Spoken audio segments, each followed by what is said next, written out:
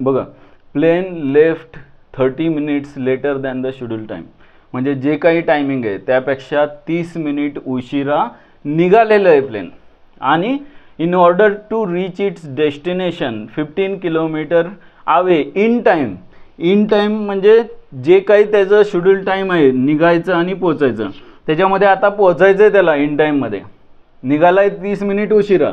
महत्त्वाचा हा जो टाईम आहे ना 30 मिनिट, 30 मिनिट हे SI युनिट किंवा या युनिटमध्ये वापरायचं नाही आहे. किलोमीटर पर आवर आपण स्पीड वापरतो शक्यतो. किलोमीटर पर आवर म्हणजे टाईम पण कशामध्ये असला पाहिजे, आवरमध्ये असलं पाहिजे. आणि मग 30 मिनिटचं 60ने डिवाइड केलं की आपल्याला आवर मिळतं, किंवा 1/2 आवर किंवा 0.5 आवर.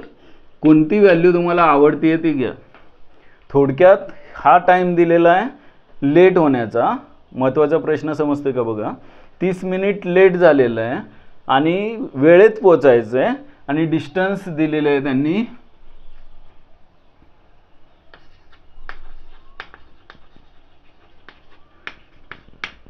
1500 किलोमीटर, 1500 किलोमीटर डिस्टन्स आहे. आता महत्त्वाचं आपलं जे इक्वेशन फॉर्म होणार आहे हे पुढच्या काही कंडिशनवरनं होणार आहे, पुढचे पण, आणि हे 30 मिनिटचं थोडंसं लक्षात असू दे. It has to increase its speed by 250 kilometre per hour from its usual speed, आणि फाइंड इट्स युज्युअल स्पीड म्हणजे प्लेनचं कोणतं स्पीड फाइंड करायचं आहे ते आपण एक्स मानणार आहे. Let usual speed of plane is equal to किती येणार, x किलोमीटर पर आवर. आणि हे किलोमीटर पर मिनिट नाही आहे, आवरमध्ये, म्हणून पण आपला जो टाईम आहे तो आवरमध्ये कन्वर्ट करायचा आहे. हे पण महत्त्वाचं आहे. का आवरमध्ये, ॲक्च्युली टाईमचं SI युनिट आपल्याला माहिती आहे की सेकंद असतं, पण ॲट द सेम टाईम हे जे डिस्टन्सचं युनिट आहे ते काय असतं तर मीटर असतं. पण शक्यतो स्पीड, टाईम आपण आणि डिस्टन्स कशामध्ये वापरतो तर किलोमीटरमध्ये आणि आवरमध्ये, म्हणजे स्पीडचं युनिट असतं किलोमीटर पर आवर, हे लक्षात ठेवा.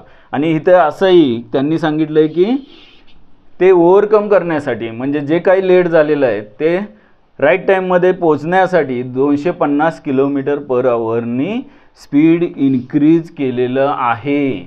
म्हणजे पहिलं स्पीड जर x किलोमीटर पर आवर असेल, then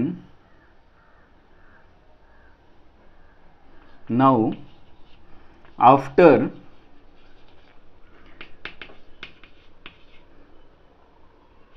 increase speed is equal to, अशा दोन कंडिशन घेऊया. एक तर युज्युअल स्पीड आणि इन्क्रीज झाल्यानंतरचं स्पीड किती येणार ते x plus 250 kilometre per hour, हे लक्षात आलं पाहिजे. हे आता टाईमचा जो खेळ आहे ना तो लक्षात ठेवा व्यवस्थित, की आपल्याला टाईम 30 मिनिट दिलेला आहे, जागा लागेल मला, म्हणजेच 30 डिवाइड बाय 60 आवरमध्ये येईल, म्हणजेच 1/2 आवर येईल, किंवा 1/2 ठीक आहे, लेट झालेला टाईम आहे. आता शेवटी इथंच येणार आहे 30 मिनिट म्हणजे 1/2. युज्युअल स्पीडनी लागणारे वेळ बघा, लक्षात येते का, युज्युअल स्पीड म्हणजे ओरिजिनल पहिलं जे नेहमीचं स्पीड असतं त्याला लागणारा टाईम जर 10 तास असेल तर स्पीड इन्क्रीज केल्यानंतर लागणारा टाईम किती असणार,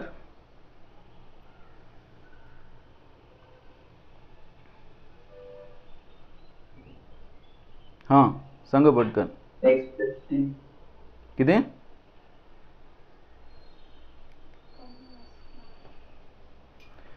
हां कोण सांगेल, बरं 5 तास घेऊया, 5 तास असेल. कोणतं युज्युअल स्पीडनी म्हणजे नेहमीचं टायमिंग 5 तास आहे. जर्नी किती आहे 1500 किलोमीटर, 1500 किलोमीटर कव्हर करायला 5 तास लागत असतील, तर स्पीड इन्क्रीज केलेलं आहे. पहिलं स्पीड x होतं पण x प्लस 250 स्पीड केलं आहे. स्पीड वाढवल्यानंतर लागणारा टाईम हा 5 तासच असणार का कमी असणार का जास्त असणार,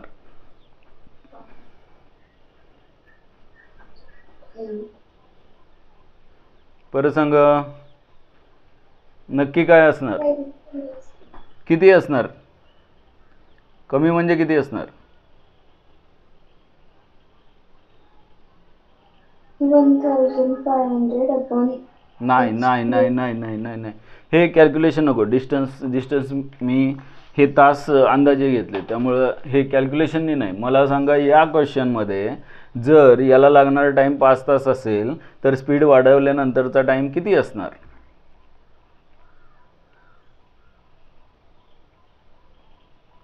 हे सुरुवात इथून केली आपण.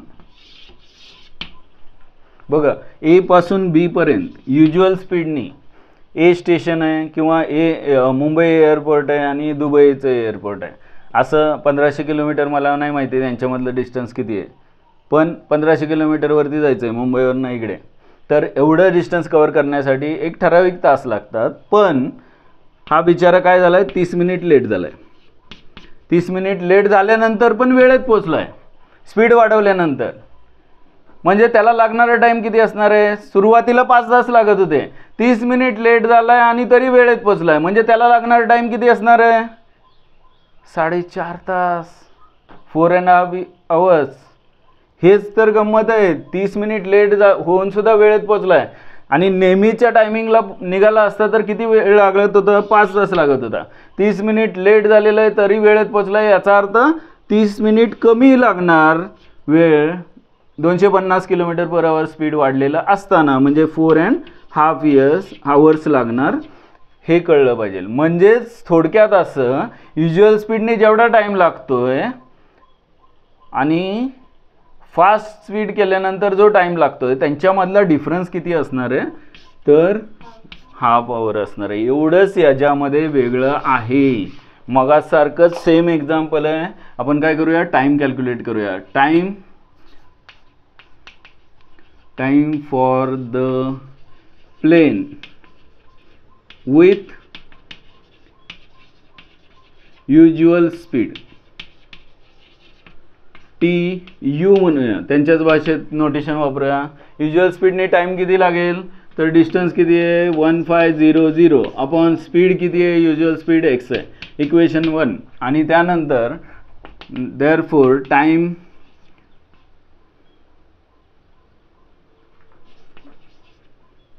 For the plane with increase in speed.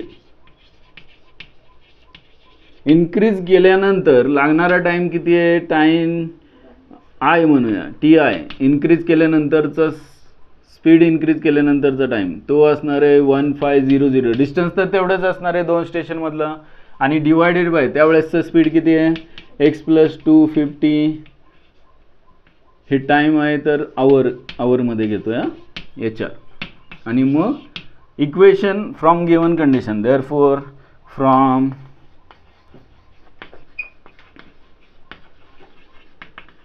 ह्याच्यामध्ये हाच तर पार्ट महत्त्वाचा आहे की 30 मिनिट लेट झाल्यानंतर तुम्हाला हे कळलं पाहिजे की दोन्ही फ्लाईटमधला जो टाईम आहे त्यांच्यामधला डिफरन्स 30 मिनिट म्हणजेच 1/2 hour घेणार आहे. आणि आता हे महत्त्वाचं आहे की हा टाईम जास्त आहे का हा टाईम जास्त आहे? TU मायनस TI का TI मायनस TU? कोणता टाईम जास्त असणार आहे? युज्युअल स्पीडचा, कारण स्पीड इन्क्रीज केल्यानंतर टाईम नेहमी कमीच होणार आहे. म्हणजेच time with usual speed minus time with increase speed. हे नोटेशन माझे मी वापरतो. शक्यतो स्टँडर्ड नोटेशन काय असतात तर T1 आणि T2 असतात, पण हे आता एक्झाम्पल सॉल्व करतो आहे आपल्याला समजावं म्हणून मी तुम्हाला हे वापरतोय. आणि मग करा solve. 1500 upon x minus 1500 upon x + 250 is equal to 1/2. 1500 काय करूया? कॉमन घेऊया. शक्यतो तसंच क्रॉस मल्टिप्लाय केलं तरी चालतं, पण जास्त खेळावं लागेल. 1/x minus 1/x + 250 is equal to 1/2. आणि मग इथे क्रॉस मल्टिप्लाय करूया, x कॅन्सल होईल. 1500ला 2नी मल्टिप्लाय करूया. 1500 मल्टिप्लाय बाय 2 म्हणजेच 3000 येईल. देअरफॉर 3000 हे जरा या कलरमध्ये ठीक वाटेल, दिसून येईल. देअरफॉर 3000 कसे आलेले तर 1500ला 2नी मल्टिप्लाय केलं आणि यांचं क्रॉस मल्टिप्लिकेशन ब्रॅकेटमध्ये 1/x x प्लस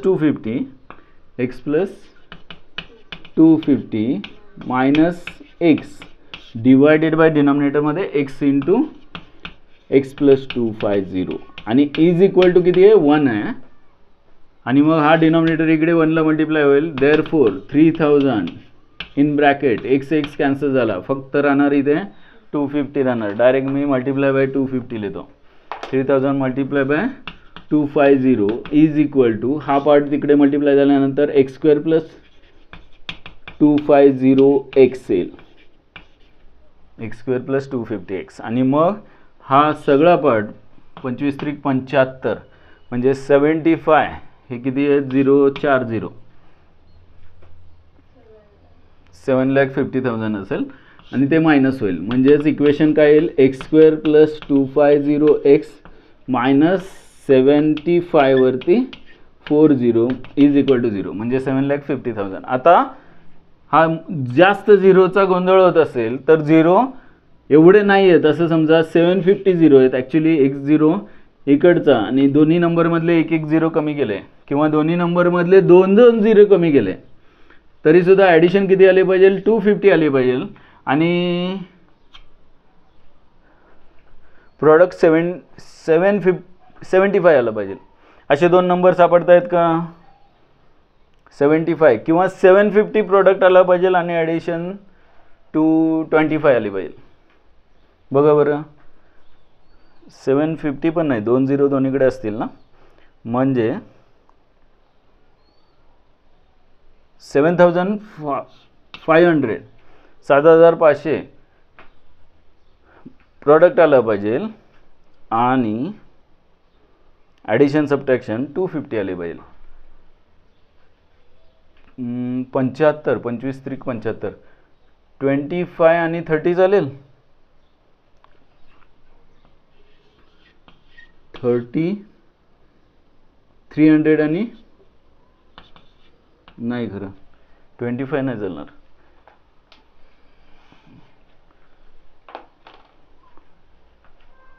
25 नको गेला 3 3 5 15 आणि 15 म्हणजे 150 आणि 50 150 आणि 15 नाही चालणार. 500 म्हणजे 75 झिरोचं ॲडजस्टमेंट नंतर करता येईल पण राहिलं काय मग 5 75चे फॅक्टर 5 इंटू 3 आपण 25 आणि 3 पाहिलं का पाहिलं 25 आणि 30 250 पाहिजे ना 300 अरे 300 नाही चालणार आणि मग 5 त्रिक 15 आणि 50 चालेल का 150 आणि 50 पण नाही चालणार. काय क्वाड्रेटिक इक्वेशन काय चुकलंय का आपलं 150 गंमतच आहे. ही डिस्टन्स किती दिलं 1 बरोबर आहे 1500 किलोमीटर 1500 किलोमीटर x प्लस 250 आणि मग क्वाड्रेटिक इक्वेशन फॉर्म होत आहे x² ॲडिशन सबट्रॅक्शन बरोबर आहे की छान. 1000 आणि 750 दोन नंबर कोणते बघा 1000 आणि 750 ची सबट्रॅक्शन काय येते 250 आणि प्लस 1000 आणि मायनस 750 यांची ॲडिशन म्हणजे सबट्रॅक्शन 250 आणि प्रोडक्ट काय येणार आणि मग x प्लस 1000 आणि x minus 750 is equal to 0 आणि मग याच्यामध्ये हा फॅक्टर इक्वल टू 0 घेतला तर x निगेटिव्ह येणार आहे आणि x काय स्पीड आहे स्पीड निगेटिव्ह नसणार आहे त्यामुळे फक्त एकच part therefore x minus 750 is equal to 0 आणि इथे ब्रॅकेटमध्ये लिहूया x plus 1000 is not equal to 0. हा 0 असू शकत नाही, कारण कधी 0 येईल, एक्स निगेटिव्ह असेल तर, आणि एक्स निगेटिव्ह नसणार आहे. Therefore x is equal to 750. X काय मानलं आपण, kilometre per hour speed of the plane, kilometre per hour. एरोप्लेनचं स्पीड किती आहे, खाली लिहा वर्ड फॉर्ममध्ये. Therefore usual speed of the plane is equal to 750 kilometre per hour. म्हणजे आपण 50 किलोमीटर पर आवरनी गाडी चालवतो आपली टू व्हीलर, तर प्लेनचं स्पीड किती असतं, तर 750. लक्षात ठेवा. आणि मग असाच एक एक्झाम्पल लॉट्समधलं, लोअर ऑर्डर थिंकिंग स्किलमधलं घेऊया.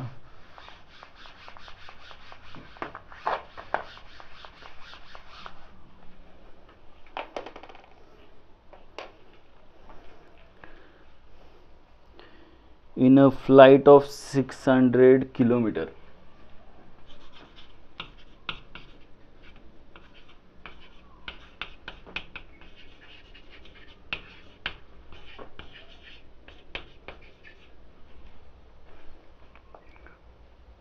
a aircraft was slowed down due to bad weather.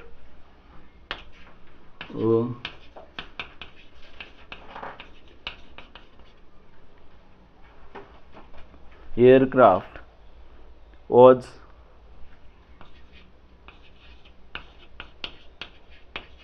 slowed down due to bad weather.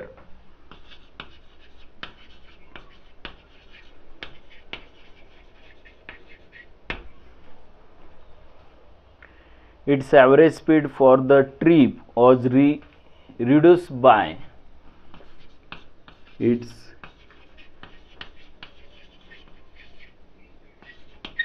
बघा, जेवढी व्हरायटी देता येईल, ज्या ज्या पद्धतीनं प्रॉब्लेम वेगळा करता येईल तेवढा करण्याचा प्रयत्न केला आहे. म्हणजे तुम्ही जर हे आपण बघतोय आणि खूप छान तुमचं लॉजिकल थिंकिंग डेव्हलप होईल, विचार करण्याची ताकद वाढेल, प्रश्न वाचत राहिला तर, समजून घेत राहिला तर.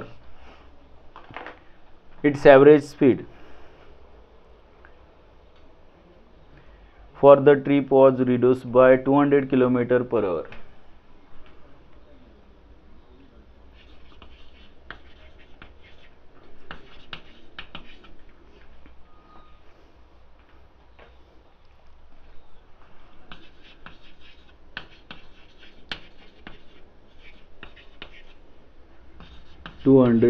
km per hour.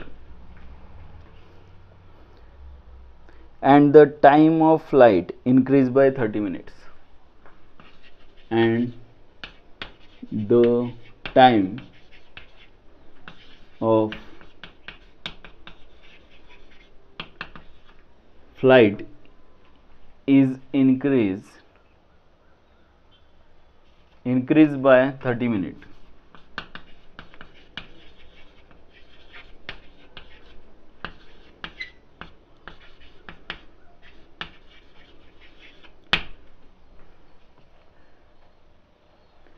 Find the duration of flight.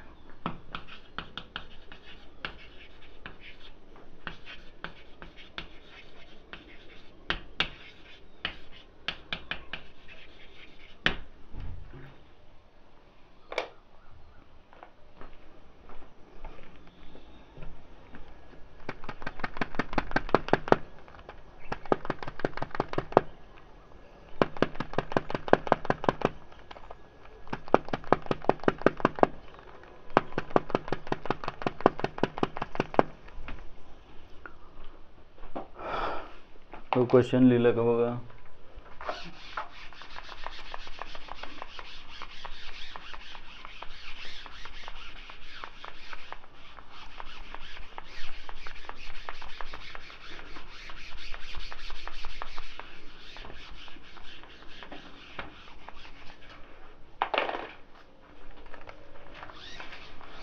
काय अर्थ समजतोय. सुरुवात कुठून करायची, क्वेश्चन मध्ये काय दिलंय आणि इक्वेशन जे आहे मॅथमॅटिकल फॉर्म मध्ये कसं लिहिता येईल आणि ते लिहिल्यानंतर सॉल्व आपल्याला करता येतं. म्हणजे सॉल्व करताना क्वाड्रेटिक इक्वेशन कसं सॉल्व करायचं याचं प्रॅक्टिस आपलं आपोआप होतं आहे. फक्त आता ते कसं इक्वेशन मांडता येईल तेवढंच आपल्याला बघायचं आहे, बाकी तुम्हाला करता येईल. Duration of flight.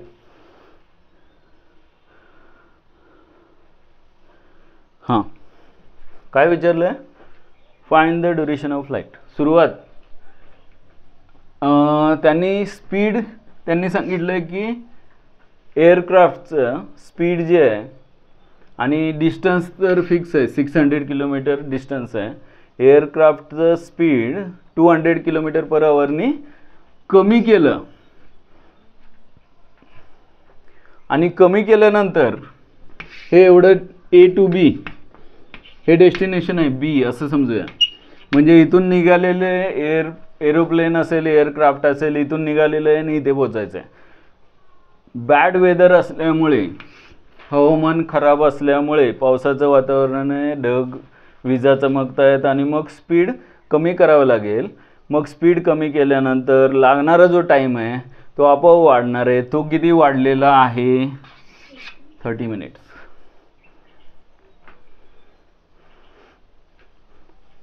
स्पीड कितीने कमी केलं? 200 किलोमीटर पर आवर. एक्स काय मानता येईल तर ओरिजिनल स्पीड मानता येईल. त्यावेळेसचा टाईम जो असेल त्यापेक्षा कमी टाईम. किती कमी टाईम?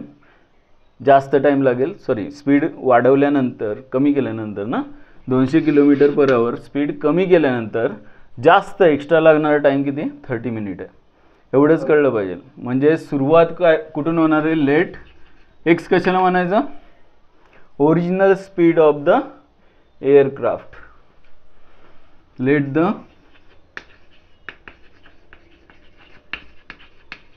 आता हे कशाचं नको लिहायला, मी नाही लिहित. Let the original speed is equal to x kilometre per hour असेल तर due to bad weather speed is reduce to, किंवा 200 किलोमीटर पर आवरनी कमी झालेलं आहे. म्हणजेच काय म्हणूया आपण? After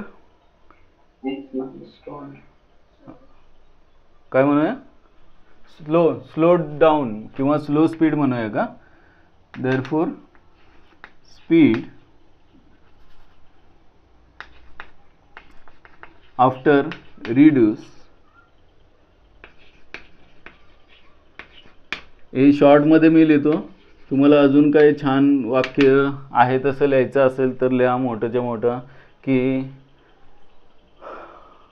due to bad weather speed is equal to, after reduction speed is equal to किती येईल ते? X minus 200 kilometre per hour. हे माहिती आहे आपल्याला. आता दोन्हीसाठी लागणारा टाईम घेऊया आणि ओरिजिनल स्पीडसाठी लागणारा टाईम जास्त असणार आहे का स्पीड रिड्यूस केल्यानंतरचा टाईम जास्त असणार आहे? आणि तोच टाईम विचारला आहे. ॲक्च्युली त्यांनी काय विचारलं आहे? ड्युरेशन ऑफ फ्लाईट विचारलं आहे, म्हणजे टाईम विचारला आहे. आपण एक काम करूया, टाईम न बोलता आता त्यांच्या भाषेत लिहूया. ड्युरेशन ऑफ फ्लाईट म्हणजे ए पासून बी पर्यंत पोहोचण्यासाठी लागणारा जो प्रवास आहे त्याला आपण फ्लाईट म्हणतो एरोप्लेनच्या बाबतीत. आणि मग duration of flight with original speed किती असणार आहे? ते डिस्टन्स किती आहे ते कुठेतरी लिहायचं होतं खरं. इथे distance of flight is equal to 600 kilometre. आणि मग हे ओरिजिनल स्पीडने असणारा ड्युरेशन किती येईल तर डिस्टन्स अपॉन टाईम स्पीड, म्हणजेच 600 डिस्टन्स आहे अपॉन एक्स, इक्वेशन 1 आलं. आणि duration after reduction of speed किंवा due to bad weather duration of flight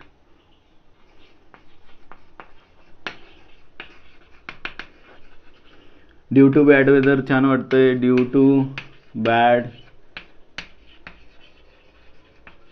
ते लिहितो, तुम्हाला वाटेल तसं लिहा.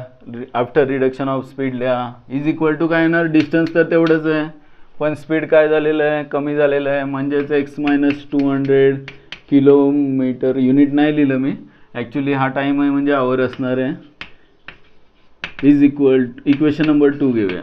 आणि मग त्यांनी सांगितलं आहे की ओरिजिनलसाठी लागणारा टाईम जो होता त्यापेक्षा स्पीड कमी केल्यामुळे लागणारा टाईम त्यांनी वाढवला, इन्क्रीज केला. तो किती झाला तर 30 मिनिटनी जास्त झाला. याचा अर्थ असा की हे duration equation 2 minus equation 1 is equal to 30 minute का इक्वेशन 1 मायनस इक्वेशन 2, कोणता ड्युरेशन जास्त असणार आहे, ओरिजिनल स्पीडनी असणार आहे का रिड्यूस केल्यानंतरचं ड्युरेशन, हे जास्त असणार आहे. स्पीड कमी केल्यानंतर टाइम जास्त लागणार, बरोबर आहे का, हे कळतंय.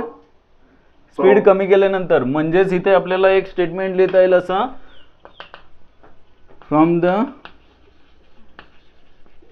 गिवन, तुमच्या टेक्स्टबुकमध्ये बोर्डमध्ये Maharashtra board, CBSE board, ICSE board, बोर्डमध्ये बघा टेक्स्टबुकमध्ये की नक्की इथं काय दिलेलं असतं. शक्यतो फ्रॉम द गिवन कंडिशन हे मी 11वी 12वीमध्ये आपलं सांगतात की एवढं सगळं न बोलता थोडक्यात गिवन कंडिशन लिहायचं.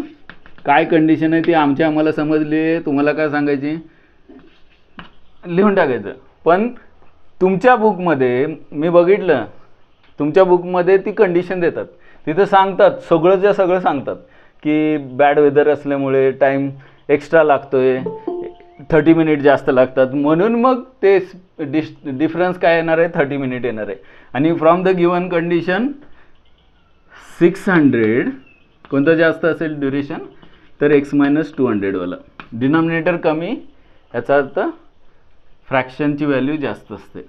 लक्ष ठेवा 600 upon x is equal to किती तर 30 मिनिट म्हणजे हाफ आवर. इथे करतो 30 मिनिट, मिनिटचा सिम्बॉल डॅश असतो, 30 मिनिट्स किंवा असंच लिहितो, is equal to 30 divide by 60 hour. आवरमध्ये करायचं आहे म्हणजेच हाफ आवर. पॉईंटमध्ये 0.5 येईल पण आपल्याला हे हाफ छान वाटेल, पॉईंटमध्ये परत खेळ नको. आणि मग हे मी जागा काय करतो आहे व्यवस्थित युटिलाइज करत नाही, मी इकडे घेतो, नंतर परत 600 upon x minus 200 minus 600 upon x is equal to 1/2. आणि मग इथे 600 कॉमन घेऊया, 1 upon x minus 200 minus 1 upon x is equal to 1/2. आणि मग हा 2 इकडे मल्टिप्लाय करूया, म्हणजेच देअरफॉर 600 मल्टिप्लाय 2 म्हणजे 1200. इथे क्रॉस मल्टिप्लाय केल्यानंतर x फर्स्ट ब्रॅकेटमध्ये minus x minus 200 divided by x minus 200 multiply by x is equal to 1/2. आणि मग इथे x ब्रॅकेट ओपन केल्यानंतर कॅन्सल होईल, मायनस मायनस 200 कुणाला मल्टिप्लाय होतील 1200ला, म्हणजे 2400 न्यूमरेटर येईल, इज इक्वल टू हा डिनॉमिनेटर x² मायनस 200x इकडे 1ला मल्टिप्लाय होईल, हा 2 गेला इथे 1च येईल, हा 2 इकडे 600ला ऑलरेडी मल्टिप्लाय केला. मला हे खाली डिनॉमिनेटरमध्ये असलेलं चांगलं वाटत नाही, त्यासाठी मी इकडे मल्टिप्लाय केलं, लगेच 1200 आलं. आणि मग हा डिनॉमिनेटर एक्सने मल्टिप्लाय केल्यानंतर x² मायनस 200x आहे, तो राईटला मल्टिप्लाय केल्यानंतर x² मायनस 200x 1ला मल्टिप्लाय होईल. आणि मग ही टर्म राईटला घेऊया, म्हणजेच quadratic equation x² minus 200x minus 2400 is equal to 0. हे क्वाड्रेटिक इक्वेशन फॉर्म झालं असे सॉल्व करून एक्सची व्हॅल्यू मिळेल, म्हणजेच ओरिजिनल स्पीड मिळेल. पण आपल्याला स्पीड नको आहे, ड्युरेशन पाहिजे आहे. आणि ड्युरेशन कसं मिळेल तर या 600ला एक्सने डिवाइड केल्यावर मिळेल. युज्युअल स्पीडचं ड्युरेशन पाहिजे आहे, ओरिजिनल ड्युरेशन ऑफ लाईट पाहिजे आहे का हे पाहिजे आहे, find the duration of light. वरची 200 म्हणजे ते न्यूमरेटर मध्ये होते ना, ते 200 मल्टिप्लाय केले की 1200ला 2400 झाले. आणि मग ते डिनॉमिनेटर मधला 2 अरे हा 2 इकडे मल्टिप्लाय केल्यावर 1200 झाले, आणि परत मग 200 मल्टिप्लाय केल्यावर 2400 झाले ना, का नाही. 100 कुठं, हे काय येणार, 0 जरा जास्त पाहिजेत की, किती पाहिजेत 24,00,00 1 2 3 4 इज इक्वल टू बरोबर 24,00,00 इज इक्वल टू 0. हे असं आहे का? बरोबर आहे का? 2,40,000. छान. हे एवढंसं छोटंसं क्वाड्रेटिक इक्वेशन सॉल्व करा पटकन. देअरफॉर एक्स स्क्वेअर, परत क्वाड्रेटिक इक्वेशन लिहितो, -200x minus 24,00,00 is equal to 0. आता कोणते दोन नंबर असे आहेत ज्यांचा प्रोडक्ट हे 2 झिरोचं थोडं 600 plus 400. 600 आणि 400. 6 4 जा 600 मायनस 400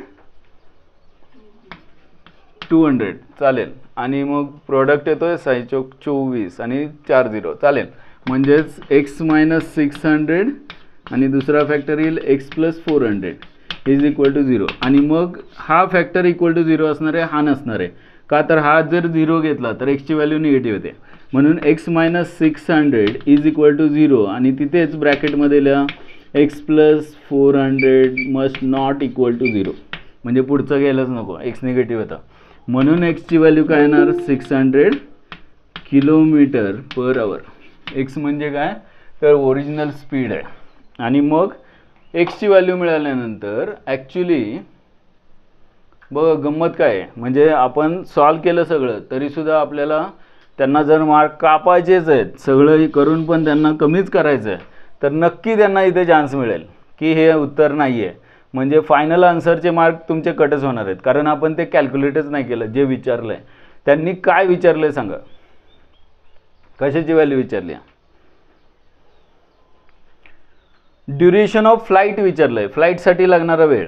मग फ्लाईटसाठी लागणारा वेळ जो आहे तो 600/x आहे का 600/x मायनस 200 आहे? काय आहे? 600/x. हाय, कारण बॅड वेदर हवामान खराब झाल्यानंतरचं हे सगळं खेळ झालेलं आहे आणि नंतर जे फ्लाईटला लागणारा टाईम जो आहे तो बदलणार आहे. त्यामुळे ओरिजिनल स्पीडनी लागणारा टाईम आपल्याला विचारलाच नाही त्यांनी, त्यामुळे हे कॅल्क्युलेट करायचंच नाही आहे.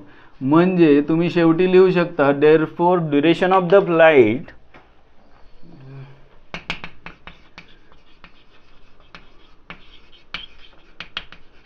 ते त्यांचं त्यांनी समजून घेतील नंतर सॉल्व जे चेक करणार आहेत ते की हेच ड्युरेशन असणार आहे फ्लाईटचं. कारण ओरिजिनल हे आपण जर हवामान चांगलं असतं, सगळं वेळेत असतं, स्पीड पण व्यवस्थित असतं तर बरोबर आहे एवढा टाईम लागला असता.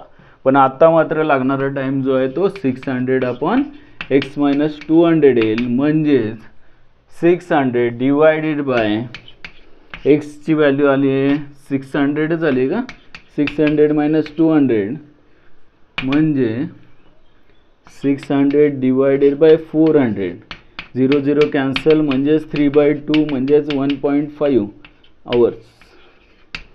बरोबर आहे का? ड्युरेशन ऑफ फ्लाईट अरे अरे अरे अरे क्वेश्चनमध्ये ड्युरेशन ऑफ फ्लाईट विचारलं आहे, find the duration of flight विचारलं आहे की रे.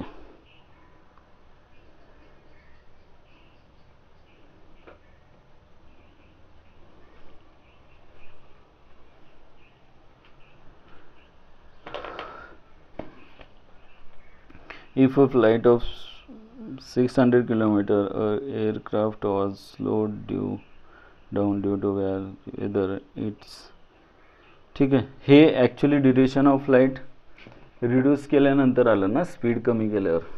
आता त्यांनी बुकमध्ये तर कॅल्क्युलेट केलं आहे 1 आवर, म्हणजेच हे 30 मिनिट जे आहे ते काय करायचे कमी करायचे. किंवा मग फॉर्म्युला त्यांनी हाच वापरला आहे 600/x.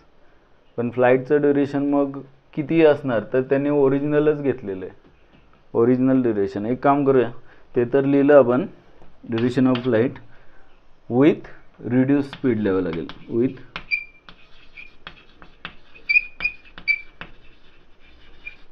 विथ रिड्यूस स्पीड आणि ड्युरेशन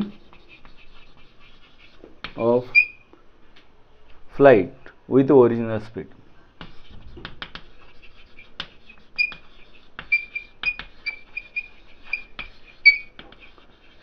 किती येणार, तर 1.5 आवर्स आहे, 1.5 तास आहे. आणि आपल्याला माहिती आहे की इन्क्रीज केलेलं टाईम जो आहे तो अर्धा तास आहे. म्हणजेच 1.5 आवर्समधून 0.5 आवर्स मायनस करायचे, किंवा 600 डिवाइड बाय एक्स फॉर्म्युला वापरा, तुम्हाला आवडेल तसं.